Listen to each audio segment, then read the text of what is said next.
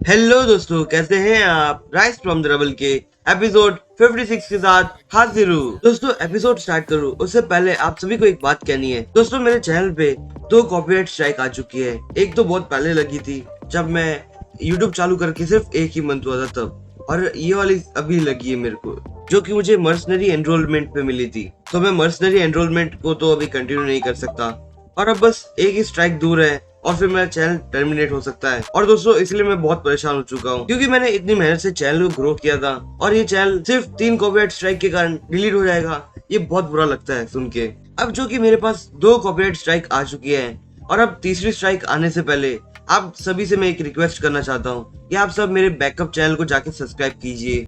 मेरे backup channel की link मेरे डिस्क्रिप्शन में मिल जाएगी, प्लीज आप जाके सब्सक्राइब कर दीजिए। अब दोस्तों, ये तो बात रही मेरी कॉपीराइट स्ट्राइक्स के रिलेटेड। अब थोड़ी चैनल की बात कर लेते हैं। अभी एक्चुअली बहुत से लोग मुझे बोल रहे थे कि तू हर रोज ही एक नई सीरीज लेके आ रहा है। तो मैं आप सभी से कहना चाहता हूँ कि मैं हर रोज ही एक नई सीरीज नहीं ला रहा। मैं नई 2 सीरीज स्टार्ट करने वाला था, पर अब वो दोनों को कैंसिल करना पड़ रहा है, क्योंकि उन सभी पे कॉपीराइट स्ट्राइक आ सकता है और एक पे तो आ भी चुका है। इसलिए मैं आप सभी को बस इतना ही बताना चाहता हूँ कि मैं कौन सी सीरीज कंटिन्यू करने वाला हूँ। फिलहाल मैं राइस फ्रॉम द रबल और द किंग ऑफ बग वाली सीरीज कंटिन्यू करने वाला हूँ। और आप सोच रहे होंगे कि ये player that can't level up series को क्यों बता नहीं रहा। तो दोस्तों, मैं player that can't level up वाली सीरीज को भी ड्रॉप कर रहा हूँ। मुझे पता है कि आप सभी को बहुत पसंद आई थी वो सीरीज, पर उस सीरीज के ऊपर भी थोड़ा कॉपीराइट इशू आ सकता था, इसलिए मैंने उसे पहले ही हटा दी है।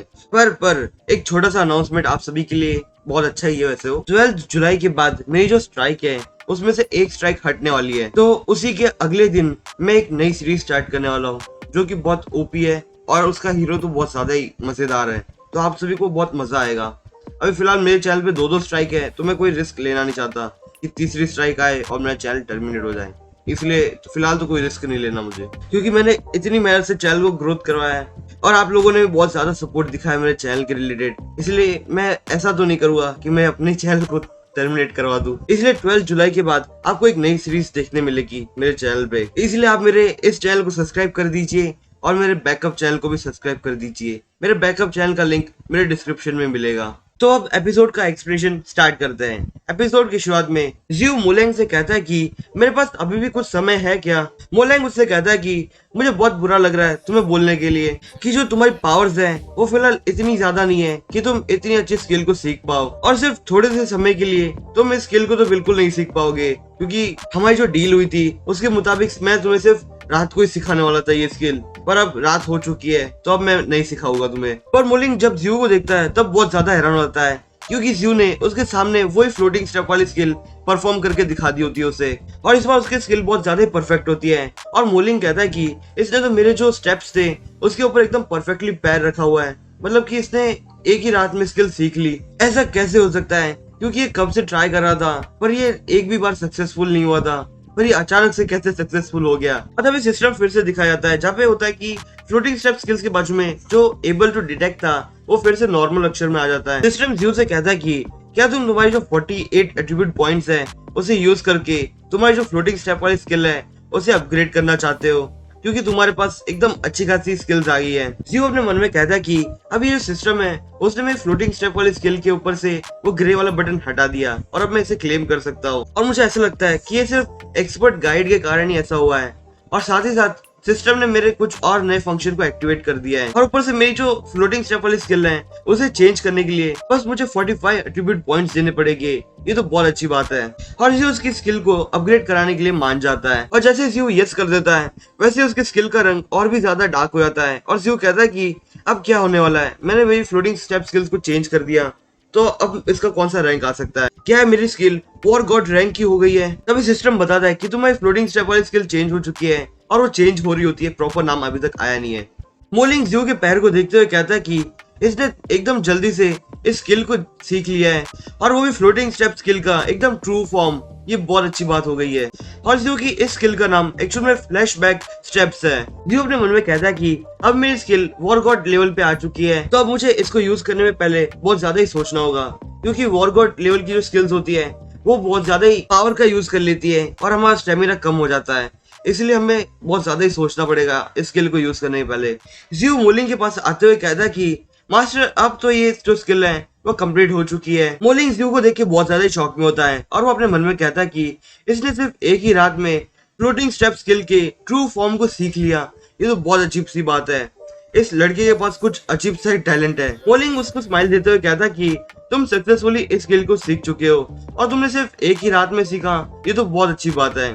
और अब जियो थक चुका होता है, इसलिए वो नीचे आके बैठ जाता है और जियो कहता है कि अब मैंने मेरी स्किल को अच्छे से सीख लिया है और इसका पूरा क्रेडिट मेरे पूरे सिस्टम की तरफ जाता है, क्योंकि अगर वो नहीं होता तो मैं स्किल को नहीं सीख पाता, वो भी सिर्फ एक ही रात में। ये तो बहुत मुश्किल हो जाता क्योंकि मुझे इसको सीखने में एक मंथ लग जाता। मोलिंग अपनी पावर को रिलीज करते हुए कहता कि अब मुझे मेरा प्रॉमिस फुलफिल करना ही होगा, क्योंकि तुम एक नई स्किल सीख चुके हो।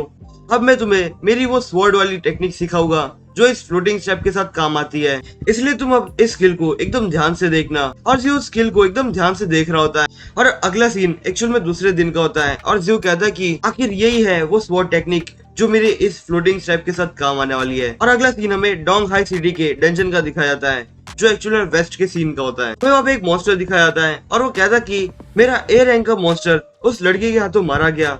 ये तो बहुत अजीब सी बात है और ये बहुत बुरी बात भी है। और मॉन्स्टर उस जगह से बाहर आते हुए कहता है कि वो ए रैंक का मॉन्स्टर कैसे ऐसे ही मर गया, क्योंकि वो बहुत ज्यादा स्ट्रॉन्ग होता है। मुझे ऐसा देखना ही होगा कि वो कैसे मरा था। और वो मॉन्स्टर अपनी पावर को यूज करते हुए पास्ट के सीन देखने लगता है और वो कहता है कि बस कुछ ह्यूमंस ने उस ए रैंक के मॉन्स्टर को मारा। ये तो बहुत अजीब सी बात है। और वो जो ए रैंक का मॉन्स्टर था बिल्कुल एक कचरे की तरह था, क्योंकि वो सिर्फ कुछ ह्यूमंस के हाथों मारा गया। ये तो बहुत गलत बात है। और हमें जियो भी दिखाया जाता है जो अपने पैट से बोल रहा होता है कि तुम्हें ट्रीट चाहिए कि नहीं। तो ये मॉन्स्टर एकदम गुस्से में कहता है कि तुमने अभी क्या बोला, क्या ये सब सच है? अगर ये जो ट्रीट वापस आप यहाँ पे आया है तो अब मैं इसे नहीं छोड़ने वाला, भले अगर ये नेस्ट को छोड़ के कहीं और भी गया हो तो भी मैं इसे ढूंढ के मारने वाला हूँ। और तभी वो बड़ा सा मॉन्स्टर उन सभी स्नेक मॉन्स्टर से कहता है कि जल्दी से जाओ और उन लोगों को मारो, क्योंकि उसने तुम्हारे लॉर्ड को मारा था, इसलिए तुम्हें रिवेंज तो लेना ही होगा। और अगर जो ह्यूमंस है वो डंजन्स के अंदर आने की कोशिश करेंगे तो तुम उन्हें जल्दी से मार देना, क्योंकि हमें कोई भी डंजन के अंदर नहीं चाहिए। और अगला सीन हमें डार्क स्टार ऑर्गेनाइजेशन का दिखाया जाता है जहाँ पे जियो एक कार में बैठ रहा होता है, क्योंकि वो वहाँ से डोंग हाई सिटी के डंजन में जाने वाला होता है इसीलिए। और तभी डार्क स्टार ऑर्गेनाइजेशन की लीडर मोलिंग से कहती है कि जियो फैन हमारी रिक्वायरमेंट्स तक पहुँच पाया है कि नहीं। मोलिंग उससे कहता है कि जैसा कि हमने सोचा था, वो डोंग हाई सिटी की जो बेस थी उसके टाइगर का सन था, यानी कि जियो हाई की बात हो रही है जो जियो के फादर है। वो लीडर मोलिंग से कहते हैं कि अगर उस साल जियो हाई के साथ वैसा नहीं हुआ होता तो वो जियो हाई इस पूरे कंट्री के लिए बहुत ज्यादा इंपॉर्टेंट पर्सन रहता। और अगले सीन में जियो फैन कार ड्राइव कर रहा होता है और वो अंकल मिंग की तरफ देखते हुए अपने मन में कहता है कि अगर कोई किसी को घूरते हुए मार सकता है तो मुझे लगता है कि ये जो अंकल मिंग है वो मुझे आज ही मारने वाला है लगता है, क्योंकि वो कब से मुझे घूरे जा रहे हैं। और तभी म्यू जियो से बोलती है कि तुमने बहुत समय से ड्राइविंग की हुई है तो तुम्हें शायद भूख लग चुकी होगी, क्या तुम कुछ खाना चाहोगे? जियो अंकल मिंग की तरफ देखता है और वो सोचता है कि मुझे खाना नहीं लेना चाहिए वरना ये अंकल मिंग मुझे यहाँ पे मारने वाला है। और जियो म्यू को मना कर देता है और कहता है कि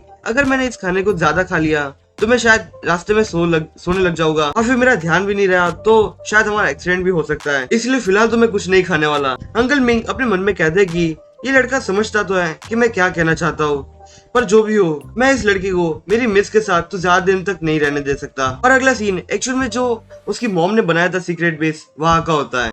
जियो की मॉम की बात कर रहा हूँ। म्यू उस जगह को देखते हुए कहते कि इस जगह पे इतनी सीक्रेट चीज हो सकती है, मैंने तो ऐसा कभी नहीं सोचा था। और जियो आगे जाके अपने हाथ में जो मिरर होता है वो उसे निकाल के अपनी रेस को सीधा उस दरवाजे की तरफ लगाता है, जिसके कारण वो दरवाजा खुलने वाला होता है। और जियो कहता है कि इस दरवाजे के पीछे क्या होगा, इसके पीछे शायद क्लू होगा जिसके कारण मैं मेरे फादर को इनोसेंट प्रूव कर सकता हूँ। दोस्तों आज का एपिसोड बस यही तक। अगर आपको मेरा एक्सप्रेशन पसंद आया हो तो प्लीज मेरे चैनल को सब्सक्राइब कीजिए और हाँ मेरे बैकअप चैनल को भी सब्सक्राइब करना ना भूलिएगा।